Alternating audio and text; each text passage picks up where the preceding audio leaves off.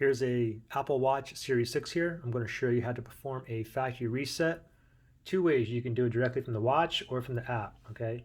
Let me show you how to do it from the app first. So very, very simple. So first thing you want to do is just go ahead and go into your settings here. So let's go into settings.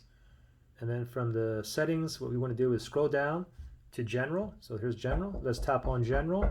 And then let's go ahead and scroll down to all the way down to the very bottom where it says reset right here. Go ahead and tap on reset. Now this is very important, okay? Let me go ahead and read this over for you. Oops, let me go back. Now it says right here, erasing will not remove activation lock, which prevents someone else from using this Apple Watch if it's lost or stolen. To remove activation lock, first unpair this Apple Watch before erasing it.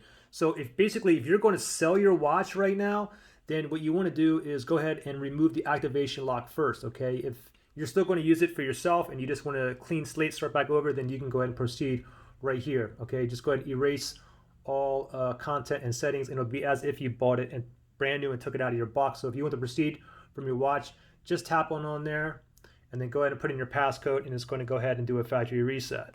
And then the other way to do a factory reset, you can do it directly from the app, the Apple Watch app on your iPhone. So if you just go to your app, Apple Watch app, and just go ahead and scroll down. Same thing on the watch, just go on the general and then scroll all the way down to the very, very bottom.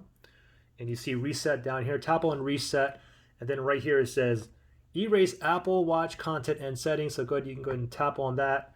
And then to proceed, you would want to go ahead and contact down here. And remember, this will delete all media and data and will reset all settings on your Apple Watch. If you want to proceed, go ahead and tap on that. So pretty simple. Any questions or issues, just comment below. All right, good luck.